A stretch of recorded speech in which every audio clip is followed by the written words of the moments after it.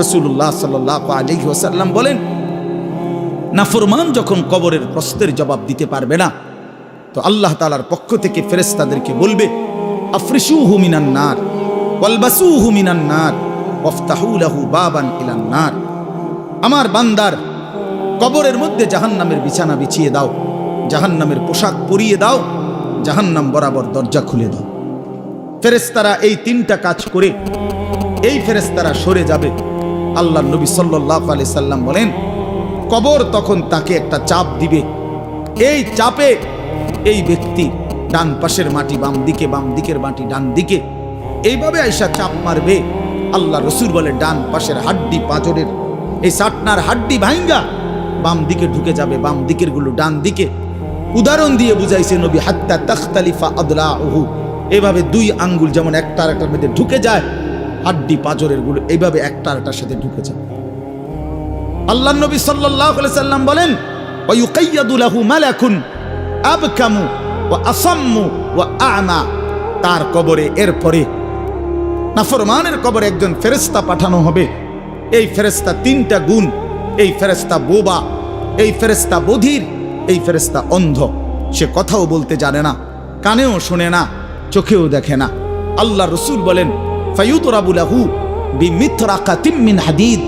এই ফেরেশতা তখন তাকে লোহার গুর্জ, লোহার হাতুড়ি দিয়ে নাফরমানের দরবাতান বাইনা উযুনাইহি, দুই কান বরাবর মাঝখানে আঘাত করবে।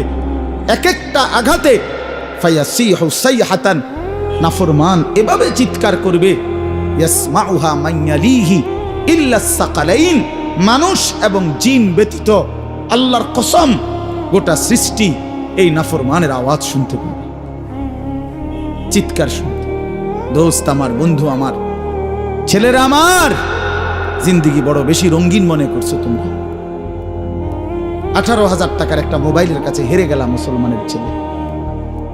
মাত্র 20,000 টাকা দামের একটা মোবাইলের কাছে এত সুন্দর জীবন শেষ করে দিল। ভুল করলাম, ভুল। অল্প টাকায় বেচা গেল, অল্প কয়টা টাকায় হেরে গেল। বেঈমান তোমারে হারায় দিল। ইহুদি, খ্রিস্টান, নাস্তিক, মুরতাদ একটা নারীর উলঙ্গ ছবি অথবা অর্ধ উলঙ্গ ছবি দিয়া, যারে তুমি ধরতেও পারো না, ছুঁইতেও পারো না, শুধু ছবি দেখাইয়ে তোমারে শেষ করে দিল। তোমার দুনিয়াও নষ্ট করে দিল, আখিরাতও নষ্ট করে দিল। হায় হায়, এর চাইতে বড় ব্যর্থতা আর কিছু হইতে পারে। আমার কথা মনে রাখো বাপ আমার, প্রিয় বন্ধু আমার, সন্তানরা আমার, ছেলেরা আমার, ভাই আমার, যুবক, আমি যদি আর কোনোদিন বলতে নাও পারি, এই একবারই বলবো, এতটা সুন্দর জীবন নষ্ট করে দিও না ভাই, এতটা সুন্দর জীবন নষ্ট করে দিও না ভাই। মেহেরবানি করে বরবাদ হইও না, চরিত্রহীন হইও না।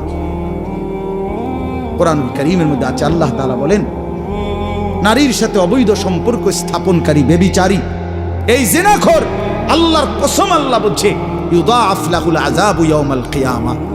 ব্যভিচারী, জিনাকারী, জিনাকারী, ব্যভিচারী। মনে রাখবা ছেলেরা, নারীর সাথে কেউ যদি কথা বলে, সেও চোখের জেনা করে। নারীকে যদি কেউ হাত দিয়ে ধরে স্পর্শ করে, সে হাতের জেনা। কথা বললে জবানের জেনা, কানে শুনলে তার কথা ভিন নারীর আওয়াজ অথবা তার ভালোবাসার বিশ্রী কথাবার্তা, অবৈধ কথা, তো এটা কানের জেনা। তার সাথে পায়ে হেঁটে এগিয়ে গেলে পায়ের জেনা। অন্তর দিয়ে কল্পনা করলে নারীকে নিয়ে, অন্তরের জেনা। আর লজ্জাস্থান দিয়ে জেনা করলে সেটাও জেনা। আল্লাহর কসম, নবী বলছে সবটাই জেনা। চোখেরটাও জেনা, হাতেরটাও জেনা, পায়েরটাও জেনা, দিলেরটাও জিনা, মুখেরটাও জিনা, শব্দটাও, আবার লজ্জাস্থানেরটাও জিনা। অতএব যে কোনো স্বামী স্ত্রীর সম্পর্ক ব্যতীত ভিন নারী, ছবি হোক বাস্তবে হোক, নারীর সাথে যার সম্পর্ক, আল্লাহর কসম, রব্বে কাবার কসম, সে ব্যভিচারী, লম্পট, দুশ্চরিত্র, জেনাকার। আর আল্লাহ বলছে, আমি তোরে ডবল ডবল ইউদাআফ অর্থ হলো ডবল রিডবল শাস্তি দেব কিয়ামতের দিন। ওয়ায়াখলুদ ফীহি মুহানা, এবং আল্লাহ বলে তারে বেইজ্জতি কইরা, লাঞ্ছিত কইরা চিরস্থায়ী জাহান্নামে ফেলে দেব। দোস্ত আমার, মনে রাখো বাপ, আমি খোলামেলা বললাম, আমি পরিষ্কার বললাম, হাজারো ছেলে তোমাদের চেহারা দেখে বোঝা যায় ভাইয়া। এখানেও তোমরা অনেক ছেলে চেহারা দেখলে বোঝা যায় আজকের সারাদিনে এক ওয়াক্ত নামাজ পড়ো নাই। কেমনে এত বড় পাষাণ হইলা? আল্লাহকে এইভাবে কেমনে ভুলে গেলা? কেমনে ভুলে গেলা? কেমনে ভুলে গেলা? কোরআন শরীফের আমি দুইটা কথা বলি। একটা কোরআন শরীফের আয়াত আছে, আমার বাপ আপনাদেরকেও শুনাই, আপনারা আপনাদের ছেলেদেরকে বইলেন। প্রয়োজনে ছেলেটাকে হাতে ধরে একটাবার চোখের পানি ফেলেন, মেয়েটারে হাতে ধরে চোখের পানি ফেলেন। আল্লাহ কোরআনে বলছে ফাবি আইয়ি হাদিসিম বাদাহু ইউমিনুন। 29 নম্বর পারায় সূরা মুরসালাতের মধ্যে এই আয়াতটা আছে। আল্লাহ বলে, বান্দা, এই 30 পারা কোরআন আমি নাজিল করেছি, আমার সর্বশ্রেষ্ঠ কথা এগুলো। 23 বছরে আমি আমার রাসূলের কাছে এগুলো নাজিল করেছি তোমাদের জন্য। এক একটা কথা বান্দা কোরআনুল কারীমের মধ্যে আমি বারবার বলছি, আকিমুস সালাহ, আকিমুস সালাহ, আকিমুস সালাহ 80 বারের চাইতে বেশি বলছি। ইয়া আইয়ুহাল্লাযীনা আমানু, হে ঈমানদারগণ, হে ঈমানদারগণ। 89 বার, 8, 9, 89 বার আল্লাহ এই শব্দ দিয়ে আমাদেরকে ডেকেছেন, হে ঈমানদারগণ, হে ঈমানদারগণ, হে ঈমানদারগণ। 89 বার ডাকছে।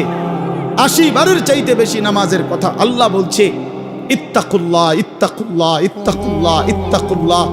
আল্লাহকে ভয় করো, আল্লাহকে ভয় করো, আল্লাহকে ভয় করো।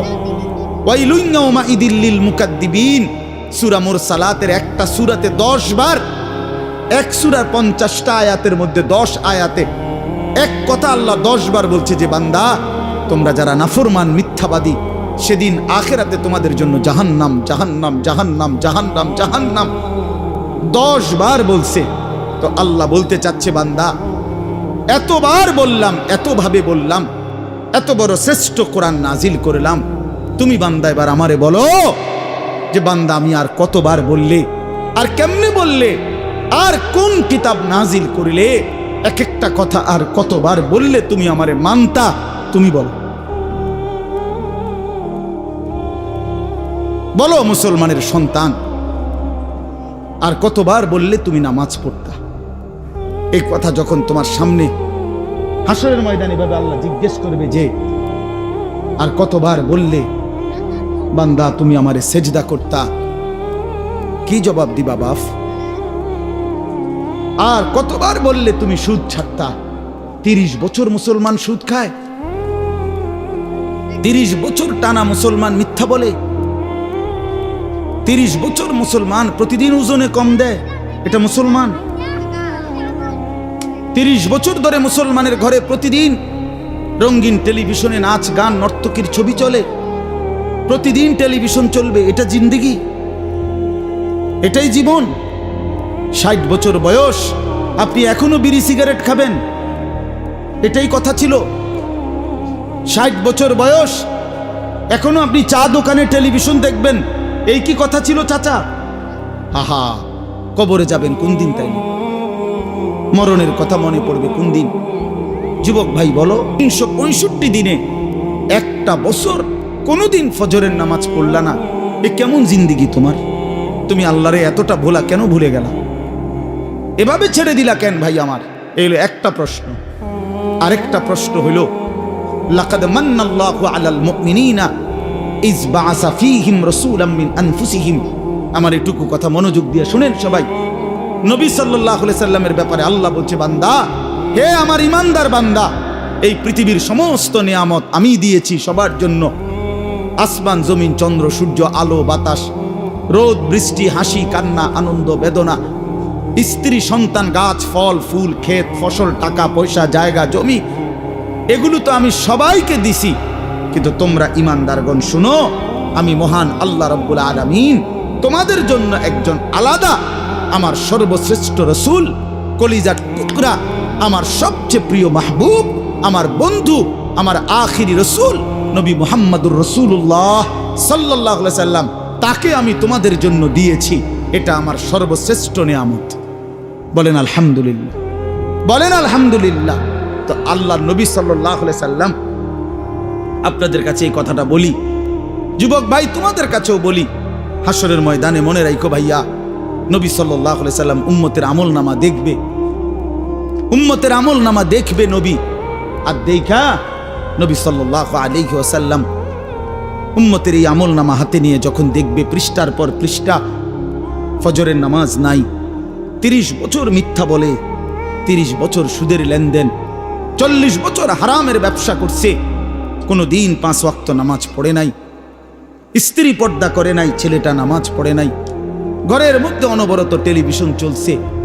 প্রিয় ভাই আমার, বাপ আমার, আল্লাহর নবী সাল্লাল্লাহু আলাইহি সাল্লাম সেদিন চোখের পানি ফেলবে আর বলবে, উম্মত এটা কি আমলনামা নিয়ে আসছো? উম্মত তুমি আমার এত বড় বেইজ্জতি কেমনে করলা? আমি 23টা বছর তোমাদের জন্য কেঁদেছিলাম। সারা রাত এশার নামাজের পরে নবী দাঁড়াইছে কানতে কানতে, ফজরের আজান পর্যন্ত নবী উম্মতের জন্য দোয়া করছে আর চোখের পানি ফেলছে। তায়েফের পাথরের আঘাতে পিঠটা ছিদ্র করে ফেলছি, ক্ষুধার কষ্টে পেটে পাথর বেঁধেছিলাম। উহুদের দান শহীদ করা রক্ত নিয়ে উহুদের ময়দানে পড়েছিলাম বেহুশ হয়ে। ঘরের চুলায় 3 মাস আগুন জ্বলে নাই। এত কষ্ট, এত চোখের পানি, এত ক্ষুধার কষ্ট, এত রক্ত, বিনিময়ে উম্মত এটা কি নিয়ে আসলাম? নামাজ কই, সেজদা কই, রুকু কই, ফজর জোহর আসর মাগরিব এশা কই, হারাম থেকে বাঁচা কই, হালাল উপার্জন কই, জিকির কই, তেলাওয়াত কই, আমার সুন্নত কই? কেমনে এমনে ভুলে গেলা উম্মত? আমার এত বড় বেইজ্জতি কেমনে করলা? আমার এত বড় অপমান কেমনে করলা? কি জবাব দিবেন বলো ভাই? আমার কথা শেষ ভাই। কি জবাব হইতে পারে তখন? আল্লাহ তাআলা বলবেন, আল্লাহ তাআলা বলবেন, বান্দা আমি আর কেমনে বললে তুমি মানতা? নবী বলবেন, উম্মত আমি আর কত চোখের পানি ফেললে তুমি আমার কথা মনে করতে? আর কত রক্ত ঝরাইতাম আমি? 23টা বছর আমি শুধুই কাঁদছি, শুধুই কাঁদছি, সারা রাত কেঁদেছি। ভাই আমার, দোস্ত আমার, বন্ধু আমার, নওজোয়ান ছেলেরা আমার, নষ্ট হইও না, নষ্ট হইও না। প্রিয় বন্ধু, আজীবন ফিলিস্তিনে রক্ত ঝরবে আর আরাকানে রক্ত ঝরবে, আর তুমি আর আমি নিরাপদ থাকবো, এটা ছিল, এটা যারা ভাবছিলা, আজ ইসকনের গুন্ডারা, ইসকনের সন্ত্রাসীরা এটা প্রমাণ করে দেখাইছে। ইসকনের গুন্ডারা, ওই হিন্দু সন্ত্রাসীরা, এরা প্রমাণ করে দিছে তোমাদের আমাদের সবাইকে যে মুসলমানের বাচ্চা, সুযোগ পাইলে তোদের কাউকে ছাড়ব না। এজন্য আমার মুসলমান ভাইয়ের শহীদ সাইফুল ইসলাম আলিফ, অ্যাডভোকেট সাইফুল ইসলাম আলিফের তাজা রক্তে চট্টগ্রামের জমিনে এই ইসকনের গুন্ডারা, সন্ত্রাসীরা দিনে দুপুরে প্রকাশ্য দিবালোকে এই 92% মুসলমানের বাংলাদেশে, যে দেশে কালেমার উচ্চে ফজরের আজানে যে দেশে ভোর হয়, যে দেশের কোটি কোটি জনগণ মুসলমান, সে দেশে প্রকাশ্যে দিবালোকে ইসকনের গুন্ডারা, সন্ত্রাসীরা, এরা আমাদের মুসলমান একজন অ্যাডভোকেটকে জবাই করে ফেলছে। শুনেছ বন্ধু? এটা কি ভাবছ? জিন্দেগি শুধু মোবাইল টিপতে টিপতে শেষ হইব? তুমি কোনোদিন মুসিবতে পড়বা না? না, হ্যাঁ, এইভাবেই মনে করছো জিন্দেগি, এই রং তামাশার জীবনটাই শেষ। বাপ কিছু বলে না, মা কিছু বলে না, স্ত্রী, স্বামী, সন্তান সব আলাদা আলাদা, সবাই সবার মন মতো চলতেছো। ভাইয়া, এরই নাম জীবন? বেঈমান বুঝাইয়া দিছে, এই জমিনে রক্ত ঝরাইয়া বুঝাইছে। অনেক মানুষ তো বলে সবসময়, আমরা হুজুররা কেন চিল্লাই, আমরা কে এত কিছু চিল্লাই? আরে বন্ধু, আমরা তো এই কথাই বুঝাইতে চাই যে কাফের বেঈমান সুযোগ পাইলে হুজুর, পাবলিক, জনগণ কাউরে ছাড়বে না। নাই তো অ্যাডভোকেট সাইফুল ইসলাম তো হুজুর না, কথা বলেন না কেন? তো অরে জবাই করলো কেন? অরে জবাই করলো কেন? এই বাংলাদেশে কত মুসলিম নেতা, আমাদের জাতির কত বড় বড় রাহবারদেরকে, ওলামায়ে কেরামকে আপনার জেলখানায় পুরাইছে, বছরের পর বছর করে ফেলে রাখছে। কই বাংলাদেশের মুসলমান তো কোনোদিন এর বিনিময়ে কারো রক্ত ঝরায় নাই।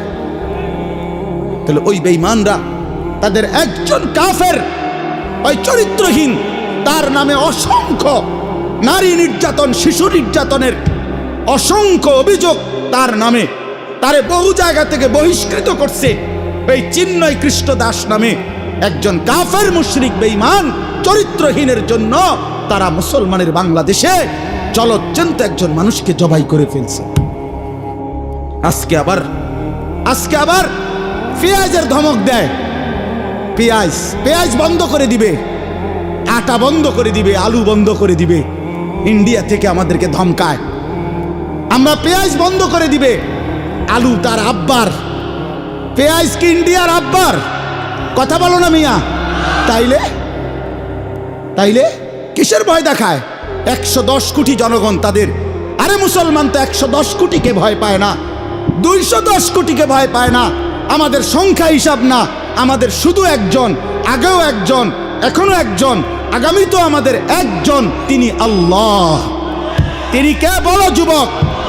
আরো জোরে বলো যুবক, দাঁড়াও বলো নওজোয়ান, দাঁড়াও জওয়ান, ওঠো নওজোয়ান, দাঁড়াও জওয়ান, দাঁড়াও জওয়ান, জাগো নওজোয়ান, ওঠো নওজোয়ান, হিম্মত করো নওজোয়ান, তাকবীর বলো জওয়ান, তাকবীর বলো জওয়ান, জোর সে বলো জওয়ান। ইসলামের শত্রুরা, ইসলামের শত্রুরা, নারায়ে তাকবীর, ইসলামের শত্রুরা, নারায়ে তাকবীর। এটা মনে রাখতে হবে, এদেশ ইস্কনের না, এদেশ মুসলমানের। বলো এদেশ ইমানদারের, এদেশে কালেমার পতাকাই উড়বে। এদেশে হিন্দু থাকুক মানা নাই, কিন্তু ইস্কনের গুন্ডারা থাকতে পারবে না, ইস্কনের সন্ত্রাসীরা থাকতে পারবে না।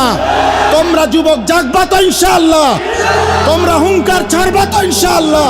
কলিজার খুন দিয়ে হলেও মাতৃভূমির স্বাধীনতা, সার্বভৌমত্ব, প্রতি ইঞ্চি জমিন আমরা রক্ষা করব ইনশাআল্লাহ। বলো ইনশাআল্লাহ, জোরসে বলো ইনশাআল্লাহ। বসো ইনশাআল্লাহ।